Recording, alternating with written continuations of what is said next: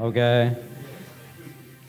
All right, thanks for coming. My name is Tom, but I'm not here to tell you my name. I want to talk about Passkeys, but first, everyone really likes audience participation, so please, if you could raise your hand if you have a Django app deployed somewhere. All right, it's a good chunk of the room, I would say. Can you give them up, please? So keep your hand up if you have Passkeys implemented on your site in any way. Is that, I think I see me and maybe 3 others now-ish. Okay. And now keep your hand up if you support Passkeys as a primary login method, not only for 2FA. And I think I might now be the only hand in the room. So I have a great, oh, sorry, I have one. Almost. Pretty close, but I feel like I have a good audience then. So, yeah, I'm not going to talk about anything technical because, to be honest, I don't really understand the technical details of WebAuthn or any of it. It's a bit scary for me. I'll go into like the tiniest bit that I need to make the points that I want to make, but I don't really know if I'm going to be correct about everything because it's a bit complex. So before I even tell you what they are, for those that don't know, why you should care is because it makes logging easier for, in my opinion, basically everyone. You also get better security, in my opinion. And you can kind of maybe, if you want to take that step, replace your existing 2FA step with just a single login with a passkey. And we'll get into each of those 3 things a little bit. What are passkeys? If you recognize these images, you probably have access to passkeys, but these are not really passkeys, but they kind of are. But don't worry about it too much. Basically, if you log into your phone with your face or your laptop with your fingerprint, you can already use these. Yeah, actually, one sec, I do need to change something. Sorry, I know I have too much stuff open. Don't worry about it. I think I just have the wrong thing in the wrong... Wait, no, I don't. You can't see this. Okay, it's perfect, never mind. Sorry, I'm not the most technically competent. I will get this. Okay, I think I'm good. Yeah, okay. So, it's no good. Hang on, I'm in the wrong. Why am I extending the whole thing? This is it, right? Yeah. I'm good. Okay, thank you. Sorry, So, yeah. So the only technical detail I'm really going to get into here is that it's basically your standard public-private key encryption. Your private key lives on your device in theory, but also in other places. And there's a public key, and that's what the server gets, more or less. So you don't have to have Apple device. This works on Android. There's also Windows Hello. You can apparently do this on Linux, but don't ask me how. And the OG of passkeys are these hardware security keys like YubiKeys that kind of had the precursors of the standards, I think. So why you want to use them in terms of security? They're very resistant to guessing because there's not really anything to guess unless you want to guess a private key. You can't really phish it because it's only a public key on the server, so they're not getting anything. If you go to some fake website and you put your fingerprint on it's not going to do anything. Credential stuffing, which is like an advanced form of guessing, I guess. So you basically take a big password list and try a bunch of stuff. Also not going to work because there's no password. And database leaks, I would say, I don't think you should go ahead and just leak your database for fun. But if it happens to get out there, at least there's no passwords in there. It's just a bunch of public keys that don't really matter. The problems come when you think about, well, your passkey is now on your iCloud account, your private key. Do you want Apple to have that? I don't mind personally, but maybe you do. If you don't trust Apple, Google, or your password manager, do you trust yourself to set this up properly yourself and maintain your OS updates and so on? And if you still allow passwords on your websites in tandem, that's kind of nice because you get all the benefits of passkeys and all the benefits of passwords, but you also get the trade-offs with both of those. And you can work around this a bit by saying, if your user has a passkey set up, then always make them use the passkey. Don't let them even use their password. But then you get into like, there are a few like UX and security trade-offs there. Yeah, so the UX and the accessibility is nice. You don't have to remember big passwords anymore. You don't really have to deal with the password manager, though you can use a password manager to stick your passkey private key in. That's fine. And you can also use a authentication method that works well for you. So you can use a PIN code, for example, like just a few digits, a bit easier to remember. But your fingerprint, most people have a face, so they work for most people. And if you don't happen to have a face, then you might have a fingerprint. You'll probably be okay. A few caveats on the usability. Yeah, you need HTTPS for this unless you're using it locally. If your user has JS turned off, it's not going to work. It's all JS APIs. And one usability concern I have seen around the web is if you, like, you can have your passkeys in Apple, you can have them in Google, you can have them in 1Password, you can stick them anywhere you want. That's really great, but it also means, like, where is it? Like, which one do I use now? Is this one in my Apple keychain? So, yeah, I would say pick one you like, stick with it. Yeah, few issues, like they're difficult to export from some providers. I don't think Apple have a way, Google have a way, but it's not super production-y. Yeah. And 2FA, so if you're using email or SMS 2FA, people don't like this. It's not that great. OTP works great. It's amazing, but everyone kind of doesn't like using it because it's a bit, I think it's clunky anyway. Where I work, all of our customers are really rich, also really old. So getting them to use a authenticator app, even to protect like their identity, is a bit tricky. So if we think about second factors, the way it's usually described is something you have, something you know, something you are. You want two of these, and passkeys usually hit two.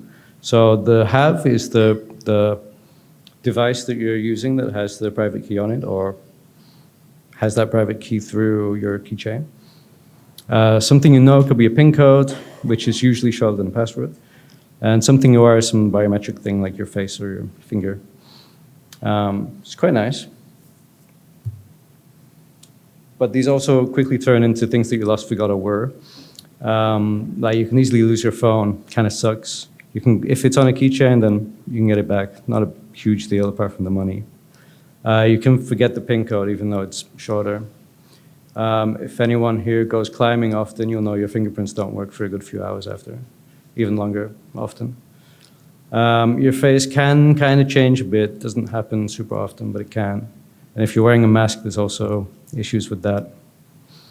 And if you think about it a bit, hardware like YubiKeys are not really a second factor because it's just a really strong something you have. I think you can maybe add extra authentication steps, but I don't know because I don't have one. So the how is pretty easy. You install a package.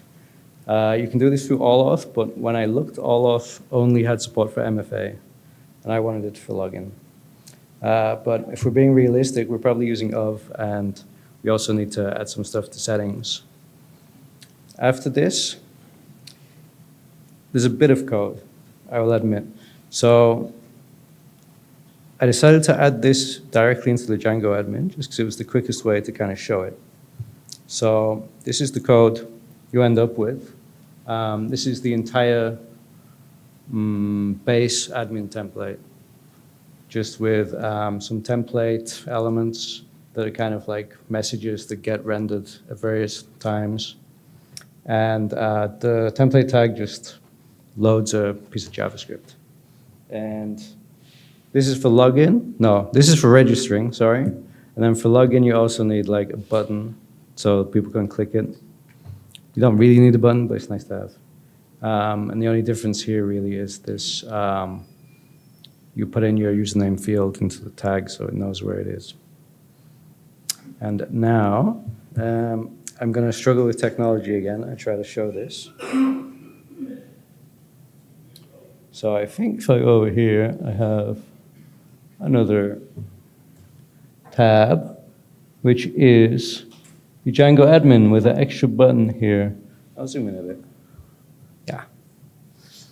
Now I have to stretch my head around, but we're okay. So I don't have a passkey yet. I haven't set one up, so I'm going to use my very secure password. Ignore Chrome complaining about my password being password. And now we have this new, amazing, beautiful button. And I click this. I stick my finger. And now I have a passkey.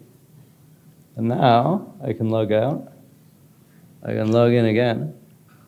I can log in with a passkey and click the one that I'm actually set up, I think.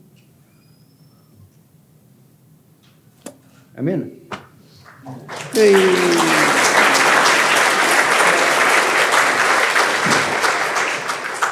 All right, that's the fun. Over back to the black and white slides. So yeah, I wasn't implementing this into a Virgin project. I wasn't implementing this at all, to be perfectly honest. I gave that task to one of my engineers who did it way better than I ever could have. Who I won't be naming, so he has zero social media presence. So there are a few little things. So if you want to list your passkeys nicely, so people can look at them and see what they've got set up on your site, you have to go to this MDS thing. It's like a FIDO Alliance Metadata Service. And it stores a bunch of UUIDs against providers. So there's UUIDs for like Apple, for example, and Google, 1Password, a bunch of others. And this just lets you say, hey, this passkey that you have registered with us, it's the one from your Apple keychain. It's quite, it's just something we had to add. The recommendation is you check this once a month, but we just downloaded the JSON file from somewhere and we're using that and we'll update it at some point. You also have to think about deleting passkeys, because if you log in with a passkey and then you delete your passkey, you're not logged in anymore. So that's a little bit of a UX issue, in my opinion. So we just kind of didn't let people delete the one that they are currently logged in with. And then if they want to delete it, they have to log in with their password, which we do still allow, and then delete it. But why you would delete it before adding a new passkey, I don't know, because passkeys are really great.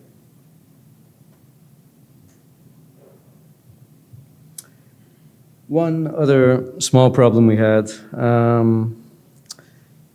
so we kind of we still had 2FA with like OTP and email and all the others. But we didn't want people to have to do 2FA if they have a passkey. So this is basically a decorator that calls the OTP required from Django two-factor authentication package. And if you're already verified, which means you've gone through 2FA, and we set this when the passkey when you log in with the passkey, then we say, well, if you already have a passkey, then please just, use your passkey. Otherwise, you can use the other methods that you've set up before. So it works fine. It's just, we had to write some code, which is a bit sad. So I wanted to talk a bit about if we can get these into Django core, because that's usually what I like to talk about. Unfortunately, we've had two very compelling arguments that we should be taking things out of core and not putting things into core. This makes me a bit sad. I think, however, I can make a bit of a case for all of the reasons I've mentioned before, but also Django bills itself as being secure by default. 10 years ago, we were probably secure by default. Now, I think we're pretty secure by default. In a few years, I think we'll could do better territory.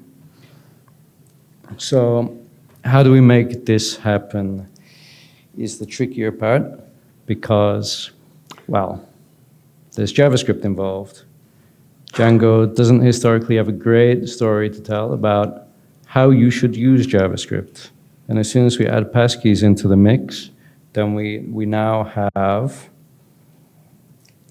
a need for a compelling JavaScript story, which is going to be very difficult.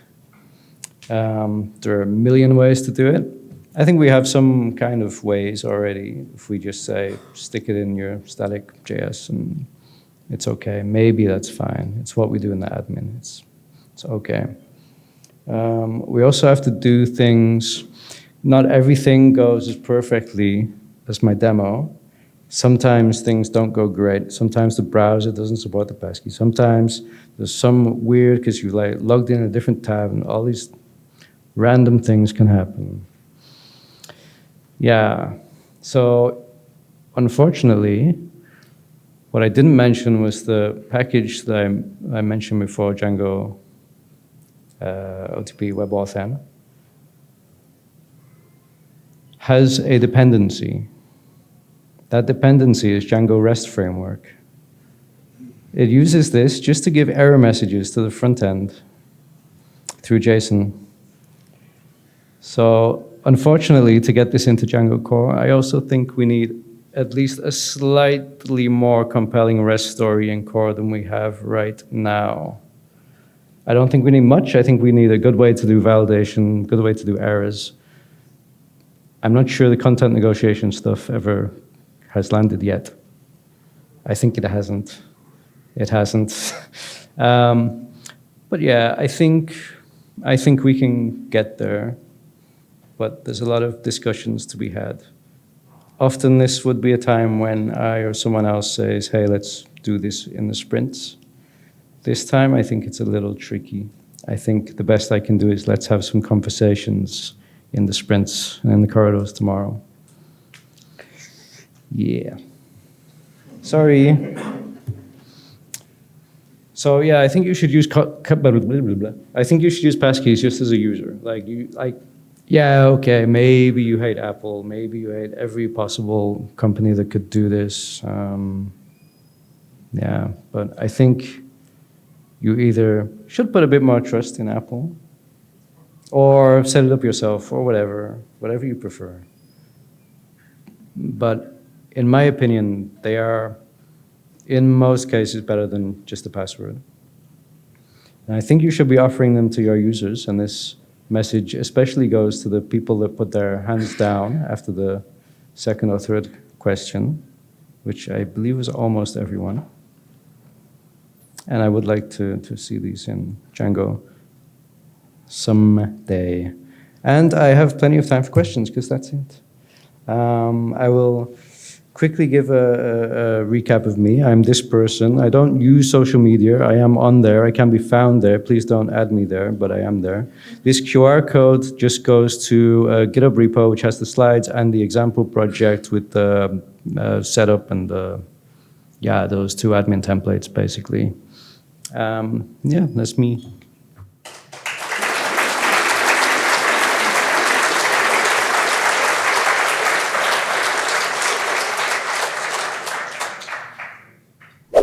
Thank you for the talk.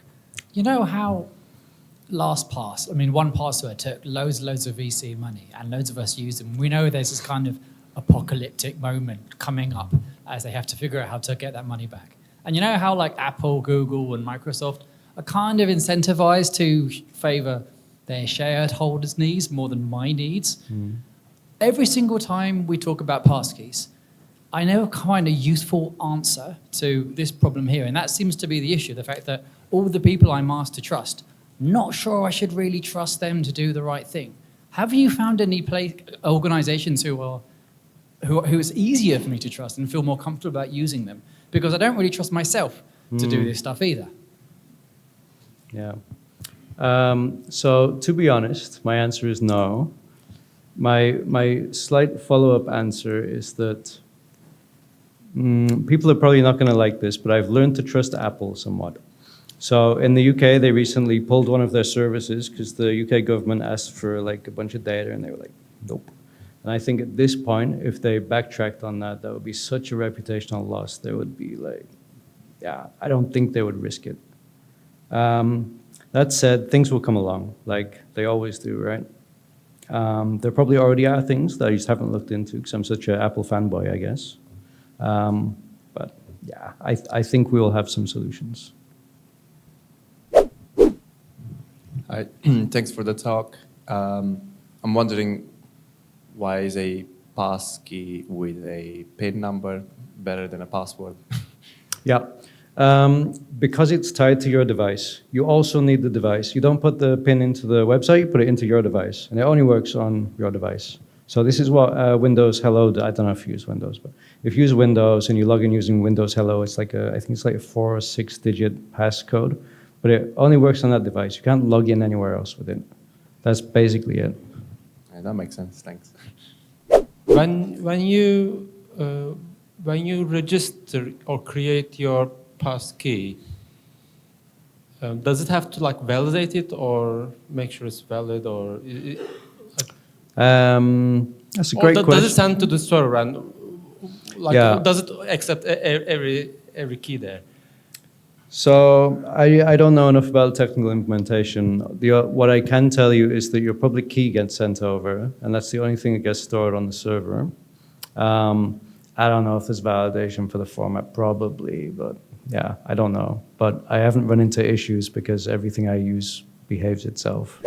Thank you very much. I have heard, and I don't know if it's true, that when I log into my MacBook, then how difficult it is for me to log in also depends on whether I've recently logged into my phone or my watch, and these things talk to each other, and they say, well, he's nearby, he's opened his phone, so you just need to scan his fingerprint this time. You don't need to type in the whole password.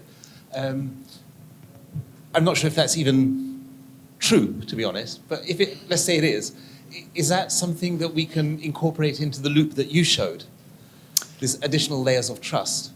I'm not sure is the answer, because again, I don't know the technical details. What I can tell you is that the things I think you might be talking about, so I also have an Apple Watch, Apple fanboy, of course.